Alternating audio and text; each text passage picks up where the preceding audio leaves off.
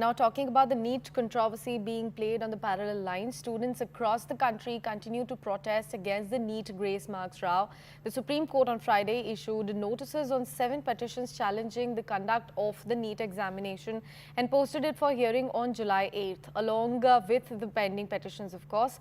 One of the petitions sought a probe by the CBI into the alleged paper leak as well. The court issued notices to the Centre and National Testing Agency, which is the NTA, on the plea seeking the CBI probe into the irregularities in NEET examination this year.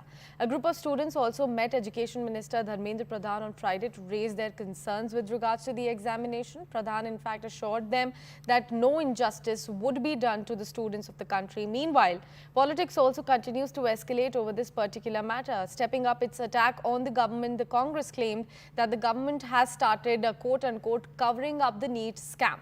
The party further claimed that NEET under the current government is more like quote-unquote cheat. आज काफी लंबी मुलाकात करी आपने बच्चों के साथ जो प्रोटेस्ट कर रहे थे, उनको आपने क्या आश्वासन दिया है? क्या इन्वेस्टिगेशन अभी भी जारी है? क्या इन्वेस्टिगेशन चालू है? अभी भी पेपर लीक का भी मामला आ रहा है? क्या मतलब इज द इन्वेस्टिगेशन ऑन? देखिए, कुछ आपत्तियां आई हैं, कुछ जानकारी भी मिली है, उसको उस इलाका की एजेंसियां काम भी कर रहे हैं उसके ऊपर। और मैं आपको आश्वस्त करता हूं, मैंने आज वही विद्यार्थियों का, किसी भी व्यक्ति को बख्शा नहीं जाएगा, वो एनटीए का हो या किसी व्यवस्था की हो, कोई प्राइवेट व्यक्ति हो, किसी को उसमें से सरकार बख्शेगी नहीं। छात्रों के भविष्य के साथ किसी को खिलवाड़ करने की अधिकार किसी को नहीं है। ये सारे में हम आश्वस्त करते हैं बच्चों को। मैंने आज उनके अभिभावकों को भी मिला, उनको भी मिला। हम पारदर्शिता के साथ रहेंगे, आप आश्वस्त रहिए। बट कंप्लीटली पेपर लीक आपने रूल आउट नहीं किया है, इन्वेस्टिगेशन जारी है। नहीं, देखो, एक जगह पे कुछ घटना, एक जगह पे वहाँ की एजेंसियां वहाँ काम करे और सारे विषय सुप्रीम कोर्ट के सामने हम 8 को विषय रखेंगे। व्यवस्था तो भरोसा रखना पड़ेगा ना। हमारा मुद्दा सबसे पहला मुद्दा था कि ये जो नीट का पेपर लीक हुआ है, ये मुद्दा, तो सर ने बोला कि ये जो पेपर लीक हुआ है इसकी जांच होगी और जो सुप्रीम कोर्ट ने कहेगा कि इसके ऊपर सीबीआई जांच होगी तभी जांच बैठाई जाएगी और जो लोग इसमें इन्वॉल्व होंगे उनको कड़ी कार्रवाई दी जाएगी। दूसरा मेरा मुद्दा था सर, रजिस्ट्रेशन फीस जो है इस मेडिकल एंट्रेंस एनटीए जो है वो जेईई भी कराता है, इंजीनियरिंग एग्जाम और मेडिकल एग्जाम, बट उस एग्जाम की फीस कम है, हमारे एग्जाम की फीस काफी ज्यादा है। तो उन्होंने कहा इस चीज पर हम ध्यान देंगे और इस चीज को आगे से कम करने की कोशिश करेंगे। सर हम खुश हैं, उन्होंने हमें विश्वास दिलाया है कि जो न्याय होगा, जो सुप्रीम कोर्ट न्याय करेगा उसी को हमें मानना पड़ेगा और जो भी हमारे मुद्दे हैं उनको सर ध्यान से सोचेंगे और जो ये हमारा प्रोटेस्ट है हम बंद कर देंगे। पूरी तरीके से सुनियोजित ढंग से इस देश में जितने भी या तो रिक्रूटमेंट के लिए या नीट जैसे इम्तिहान के लिए, जिस तरह से इंजीनियरिंग और मेडिकल कॉलेज में भर्ती के लिए होते हैं, क्लैट में होता है, ऐसे लगभग 41 प्रकरण सामने आए पिछले 5 सालों में। और इसमें दुख इस बात का है कि प्रधानमंत्री जी आज चुप है।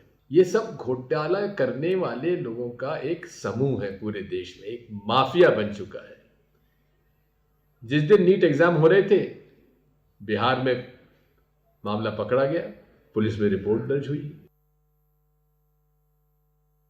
Our HRD Minister Dharmendra Pradhan ji has already said that there is no corruption in this case. Having said that, since the matter is sub judice, the Honourable Supreme Court has directed the NTA, and when it comes to the petitioners, since the matter is sub judice, let the courts decide, and I'm sure that truth be told. NTA और education minister Dharmendra Pradhan जी दोनों ही बार बार कह रहे थे कि उन्होंने कुछ गलत नहीं किया, एनटीए ने कुछ गलत नहीं किया। तो कैसे सुप्रीम कोर्ट जाते ही एनटीए ने सुनवाई से पहले ही मान लिया कि ये 1500 बच्चों को जो ग्रेस मार्क्स दिए गए थे वो गलत हैं और विड्रॉ कर दिए और उनके एग्जामिनेशन दोबारा नई डेट दे दी। हम बच्चों की मांग के साथ हैं।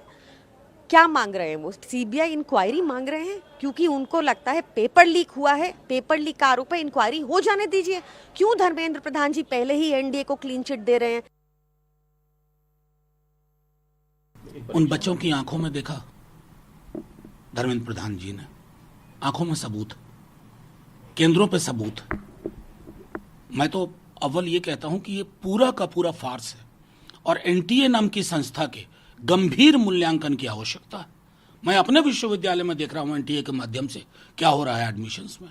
अब आपकी मर्जी है, आप सुनना नहीं चाहोगे। 48 घंटे के अंदर आपने क्लीन चिट भी दे दी। कौन सी कमेटी की रिपोर्ट आ गई? ऐसे होता है न मुखे कानून छो। आप देखिए आप कितने बच्चों के भविष्य के साथ खिलवाड़ कर रहे हैं।